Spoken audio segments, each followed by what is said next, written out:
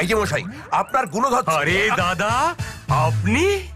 আপনাকে খুব চেনা চেনা লাগছে। আপনি যে এত তাড়াতাড়ি পাকা কথা বলতে আমার বাড়িতে চলে আসবেন আমি ভাবিনি। পাকা কথা মানে? আমার ছেলের সঙ্গে আপনার মেয়ের বিয়ের পাকা কথা। আপনি বিভূতিভূষণ দাস, ফাদার অফ জয় দাস। আপনি জানেন আপনার ছেলে আমার মেয়ের সাথে প্রেম করছে? জানি, আমি তোকে জাগিয়েছি। সত্যি কথা বলতে কি, আপনার মেয়েকে দেখার পর থেকে অন্য কোনো মেয়ে আমার মনে ধরছে না। আপনার মেয়ে আমার ছেলের বউ হয়ে এলে আমার বুকের ছাতি 56 ইঞ্চি হয়ে যাবে। আপনার ছেলে তো একটা হতভাগা বজ্জাত, উড়নচণ্ডী একটা। কপাল। সব দেবীর বাহনী দেখবেন অড ম্যান।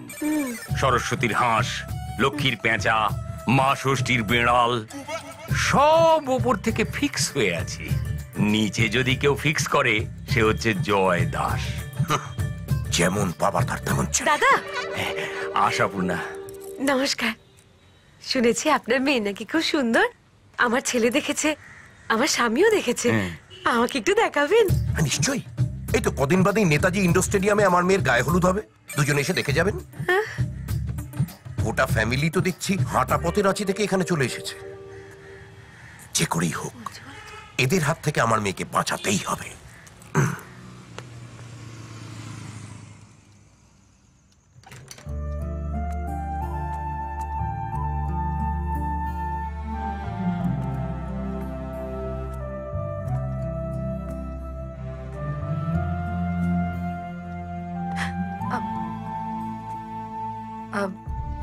সরি বাবা, আমি আমি সত্যি বুঝতে পারিনি। আমি ভেবেছিলাম সামলে নেবো সব কিছু। তোকে তো আমি চিনি, আর দুর্ভাগ্যবশত আমি ওকেও চিনি।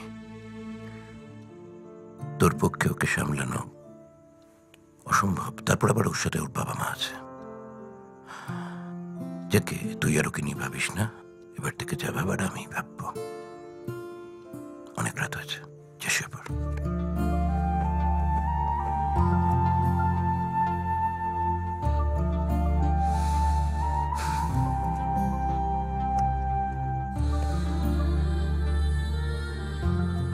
একটা কথা মনে রাখিস রে মা, জীবনে যখন কোনো মেয়ে তার শ্বশুর বাড়ি যায় তখন তার বাবার চোখ থেকে গড়িয়ে এক ফোঁটা জল পড়ে।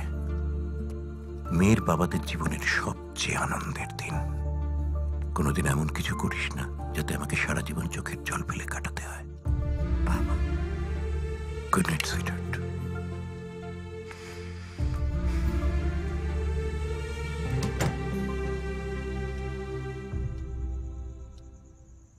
তোকে নিয়ে বেঁচে আছি আমি, দুনিয়াটা বলে যায় পাগলামি। চিনতে পারলি না আমায়, চিনতে পারলি না।